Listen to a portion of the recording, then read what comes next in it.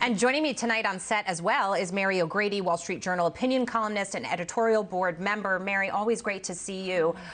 When you look at this, when I look at it, let's start with that and your reaction to it. I kind of see here a bill that Ron DeSantis put forward really pushing for parental rights, that the parents have a right to decide what their children do and do not learn.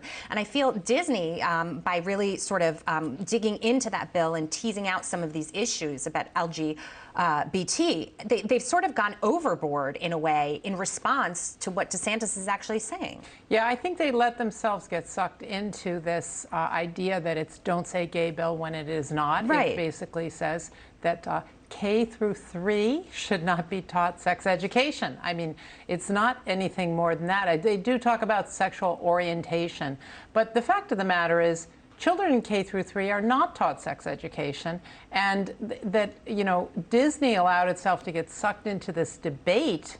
I think it's a trap for them. And, you have to remember, too, that they are an entertainment company and that there are all these families who have a variety of different views and values on when their children should learn about sex education. Right. So, for Disney to enter into that and decide that they're going to take one particular stance of people who think that kindergartners should be taught this, I think is a deadly mistake from a business perspective. Right. And your reaction to the soundbite that Kelly used in her report of that executive describing how, essentially she's sort of pushing this agenda into every aspect of the show and the programming and what they put on as performers in the theme parks. I mean, there are some parents who would stand back and say that's not appropriate for my child. Again, back to Ron DeSantis's point. Who is Disney to make that decision for people?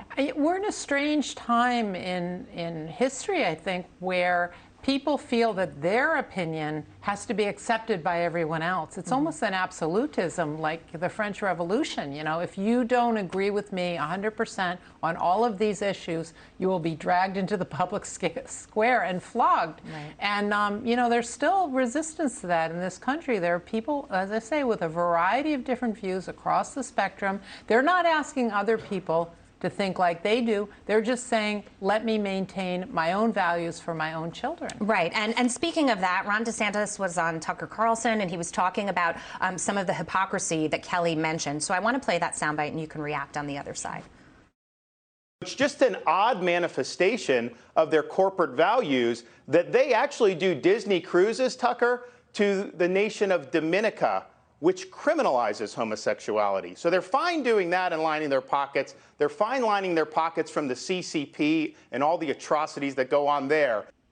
And he's referencing the Uyghurs. They shoot movies in China, yet somehow that's okay. The cruises are okay. And you stand back and you say to yourself, what are your real priorities here? Do you have a clear agenda? Have you even thought this through, Disney? What's going on here is a small number of Disney employees. I mean, Disney employs 190,000 people worldwide. And this is a small number of people who want to dictate the political views of the Disney company. And, I think it's a big mistake on the part of Disney to decide that these people should dictate everything else. And like you're saying, they haven't really given this any thought. I mean, that they would allow, so much business to be done in China, given what the Uyghurs are going through, and yet put so much attention on this problem.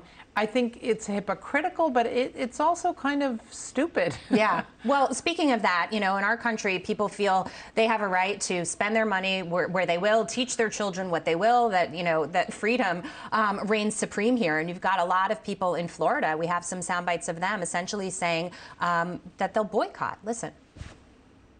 When our annual passes expired in February, we did not renew them because of our displeasure with the way Disney has gone overall, not just on that particular issue, but on all their wokeness. My belief is, and I'm a parent myself, is that it is the parents' jobs to teach their children on the society of the norms and of the norms of their household. I am a retired teacher, and I agree that that is not the kind of thing they should be focusing on in K through 3. So Disney could find itself in a position where this really backfires if enough people share that sentiment.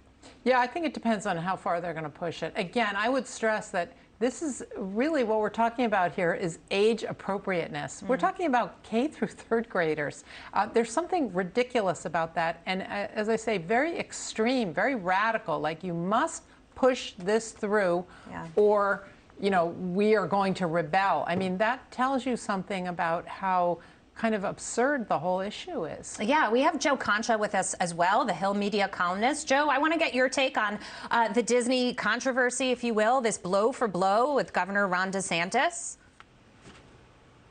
It's really incredible when you look at how, Jackie, this story is being presented in the media, where it is called a "Don't Say Gay" bill in many, many headlines. Whenever the governor's asked about it, it's referred to as "Don't Say Gay" in these situations, and that is not what the bill says. Nowhere in this bill does it say the word gay. Yet you have Democratic activists and lawmakers labeling it that way, and then lo and behold, many of our media go ahead and they present it in headlines as absolute fact, literally pushing a farcical talking point as gospel. And look, you could send anybody out into the street, Jackie. I don't care if it's the deepest blue city or your average town in Pennsylvania or Ohio, and you ask them the question, do you think that kindergartners should be taught about sex and sexual orientation at kindergarten, at first grade, at second grade? I have a kindergartner and a second grader, and I can tell you my answer, absolutely not. And I live in a blue state, and I talk to many parents that reliably vote Democrat, and all of them are in agreement. This should not be being taught to kids that are 6, 7, 8 years old. And polls in Florida reflect that a majority of Floridians support DeSantis and the Republican legislator on this.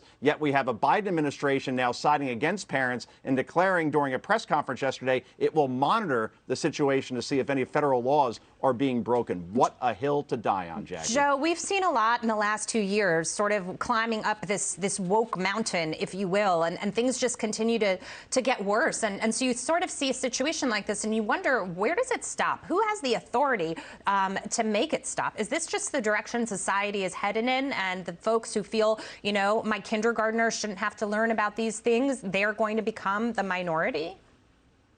Jackie, I think it stops at the voting booth, quite frankly, because we saw this movie play out in Virginia during the governor's race there in 2021. Glenn Youngkin ran primarily on the issue of education, on parents' choice, on parents like me saying, I want to say and what my kids are being taught. I want to see what the curriculum is, and then I'd like to give my input on that, whether I think that it's a good idea or not.